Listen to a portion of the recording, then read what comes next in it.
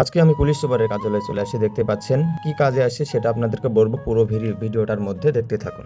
সকাল সকাল ঘুম থেকে উঠে আমি অটোতে করে যাচ্ছি কোর্ট স্টেশনের পাশে, সাথে লাগানো হচ্ছে পুলিশ সুপারের কার্যালয়। আর সেখানে যাচ্ছি পুলিশ ক্লিয়ারেন্স নেওয়ার জন্য, কারণ আমার বড় ভাই আছে, সে বিদেশে যাবে। আর বাংলাদেশ থেকে বাহির কোনো কান্ট্রিতে যাইতে হলে পুলিশ ক্লিয়ারেন্স দরকার পড়ে, কারণ বাংলাদেশের কোনো মোকদ্দমা কেস কোনো কিছু বা ঝামেলা টামেলা কোনো কিছু জড়িতর সাথে আপনি আছেন কিনা, আপনার চারিত্রিক সনদের সাথে সাথে আইনি জটিলতা মুক্ত একটা সার্টিফিকেট লাগে, যেটাকে আমরা পুলিশ ক্লিয়ারেন্স বলে থাকি। আর বাংলাদেশের আওয়ামী লীগ সরকার পতনের পর ইউনূস সরকার আসার পর আমি ফেসবুকে দেখেছিলাম এখন থেকে বাংলাদেশের বিভিন্ন দেশে যাইতে পুলিশ ক্লিয়ারেন্স ছাড়া দরকার পড়বে না, যেটার আমি বাস্তব প্রমাণ কিন্তু দেখতে পেলাম না, শুধু ফেসবুকে দেখেছি, জানি না ভবিষ্যতে হবে কিনা। আমি কিন্তু চলে আসি রাজশাহী পুলিশ সুপার কার্যালয়ের সামনে। আপনারা দেখতে পাচ্ছেন এখানে কিছু পুলিশ রয়েছে, আর পুলিশ সুপার কার্যালয় রাজশাহী লেখা আছে। এখন থেকে আমি কিছু কাগজপত্র লাগবে, যেমন পুলিশ ক্লিয়ারেন্স ফর্ম লাগবে। আর আমি যেহেতু আমার কাজিনের নিতে আসছি পুলিশ ক্লিয়ারেন্স সার্টিফিকেট, তার জন্য আমার এনআইডি ভোটার এনআইডি কার্ড লাগবে ফটোকপি। সেটা করার জন্য আমি কোর্টের মধ্যে চলে আসি, কারণ আশেপাশে কোনো ফটোস্টেটের দোকান ছিল না কোর্টের মধ্যে ছাড়া। তো আমার কাজিন হোয়াটসঅ্যাপে পিডিএফ করে তার পুলিশ ক্লিয়ারেন্স সার্টিফিকেটের যে ফর্ম ফিল আপ করেছিল সেই ফর্ম ফিল আপটা দিয়েছে, এনআইডি ফটোস্টেট করে নিলাম। এখন আমি পুলিশ ক্লিয়ারেন্সের কার্যালয়ে যাবো, দেখি কি বলে তারা।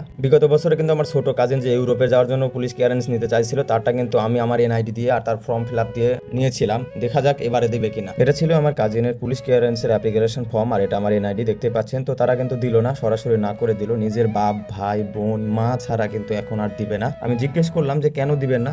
গত বছর কিন্তু আমি নিয়েছিলাম আমার ছোট কাজিনের, এবার কিন্তু আমার বড় যে কাজিন রয়েছে সে, তো এই ভাইটা কোম্পানি থেকে দেশের বাইরে যাবে। আমি বললাম গতবার নিয়েছিলাম, এবার কেন দিবেন না? তখন বললো ভাই শুনেন, গতবারে দেশ একরকম ছিল, এবারে কিন্তু দেশ অন্যরকম হয়ে গেছে, দেশ পুরো চেঞ্জ হয়ে গেছে, এর জন্য আমরা দিতে পারবো না, আমাদের স্যারও কিন্তু চেঞ্জ হয়ে গেছে। তখন আমি আর কিছু না বলে সরাসরি চলে আসলাম। যদিও শুনছিলাম যে দেশে বাংলাদেশের নাগরিকরা দেশের বাইরে যেতে এখন আর পুলিশ ক্লিয়ারেন্সের দরকার পড়বে না, এরকম একটা নিউজ দেখছিলাম ফেসবুকে। যদিও সেটা সত্যি কিনা আমি জানি না, যদি এটা হয়তো হয়তো বা ভালো হতো, কারণ এই একটা কাগজ নেওয়ার জন্য এখন কিন্তু গ্রাম থেকে না বাপ ভাই বোন যে কোনো কাউকে আসতে হবে, অনেকটা কড়াকড়ি। এটা যদি কোনোভাবে ডাক পিয়নের মাধ্যমে পুলিশ সুপারের কার্যালয় থেকে থানা থেকে ইউনিয়ন থেকে ডাক পিয়নের মাধ্যমে যদি নাগরিকের বাড়ি পর্যন্ত পৌঁছে যেত, তাহলে কিন্তু অনেক সুবিধা হতো বাংলাদেশের নাগরিকদের। কারণ এখন প্রতিটা ঘরে ঘরে যে কোনো একজন করে প্রবাসী রয়েছে বাংলাদেশের। তো আপনারা যারা বিদেশে যেতে চান এবং পুলিশ ক্লিয়ারেন্স যাদের দরকার, তারা কিন্তু চলে আসবেন আপনার জেলা পর্যায়ে পুলিশ সুপারের কার্যালয়ে চলে আসবেন, ডিআইজি অফিস বা কোর্টে না, পুলিশ সুপারের কার্যালয়। আর সাথে নিয়ে আসবেন আপনার এনআইডি কার্ডের ফটোকপি এবং পুলিশ ক্লিয়ারেন্সে যে আবেদন করেছিলেন সেই আবেদন ফর্ম। তো আজকের ভিডিওটা কেমন লেগেছে? ভালো লাগলে সবাই শেয়ার করে দেবেন। সবাইকে আল্লাহ হাফেজ, টাটা, বাই বাই।